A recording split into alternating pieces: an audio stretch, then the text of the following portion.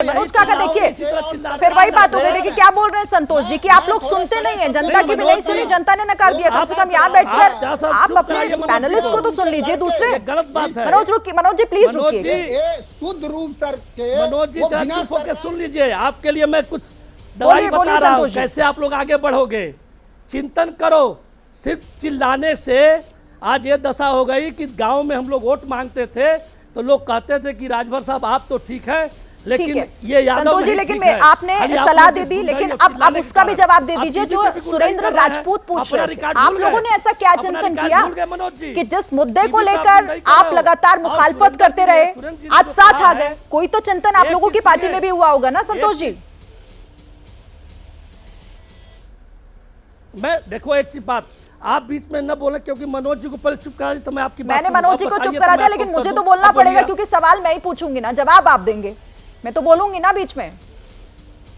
हाँ तो आप पूछिए, आप पूछिए, बोलिए, जवाब दीजिए, आप पूछिए।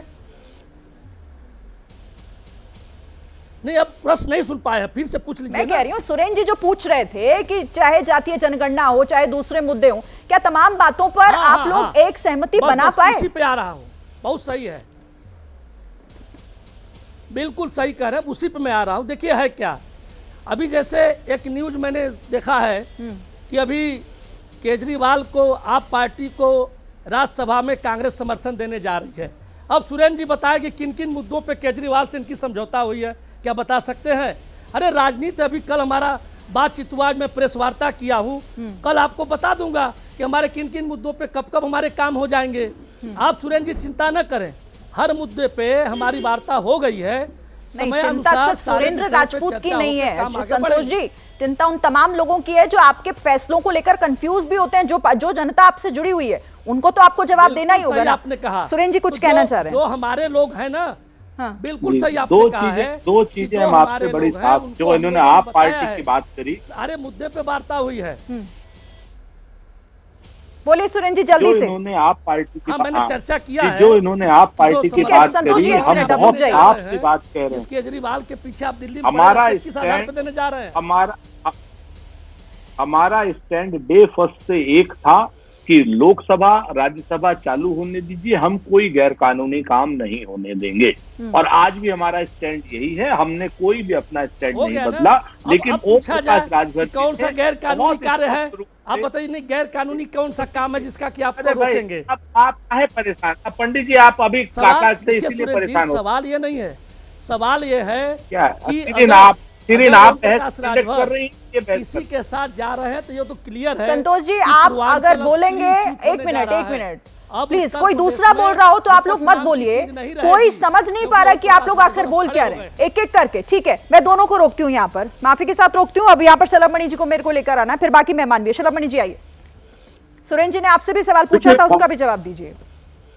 देखिए, कांग्रेस पार्टी का जो भी एजेंडा रहा हो, कांग्रेस पार्टी की हैसियत तो भी कुछ देर पहले राघव चड्ढा ने बताया कि भाई कांग्रेस ने ये कर दिया, कांग्रेस ने समर्थन देने की बात कर दी, कांग्रेस ने ये कह दिया साथ खड़े होंगे। ये हैसियत तो वही है कांग्रेस पार्टी की। जरा सोचिए ना, इस देश की सबसे पुरानी पार्टी आज किस दर दर भटक रही है। कभी ममता बनर्जी के चरणों में जाके गिरे होते हैं, कभी लालू प्रसाद यादव के चरणों में जाके गिरे होते हैं, कांग्रेस ने तो अपना स्टैंड क्लियर किया है ना शलभ जी, कांग्रेस ने अपना स्टैंड क्लियर किया है, जो कि अब तक नहीं किया था, यानी कि कांग्रेस ने फैसला लिया है।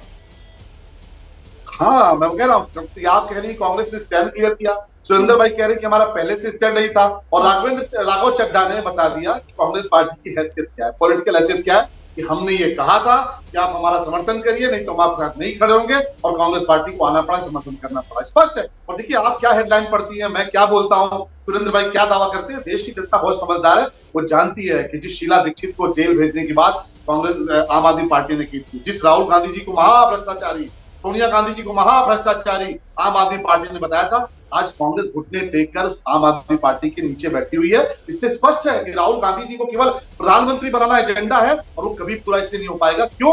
क्योंकि इस देश के दलितों, वंचितों, बहनों ने, महिलाओं ने देखा है कि आज इस देश में फिल्म आई थी टॉयलेट, इस देश के आजादी के 6 दशक बाद ये फिल्म आई टॉयलेट एक प्रेम कथा। क्या दिखाया गया कि माताओं बहनों को एक टॉयलेट तक के लिए जूझना पड़ता था, रेल की पटरियों के किनारे बैठना पड़ता था, उनके लिए अगर किसी ने झाड़ू उठाई, उनके लिए अगर किसी ने एक आंदोलन छेड़ा, वो नरेंद्र मोदी जी ने छेड़ा, चाहे दलितों की बात, वंचितों की बात हो। और इसलिए हमेशा देश को कमजोर करने की बात करते हैं। जातीय जनगणना, जातीय जनगणना, कभी कोई जनगणना, कभी हिंदू को मुस्लिम से लड़ाएंगे, कभी भाई को भाई से जाति के नाम पे लड़ाएंगे।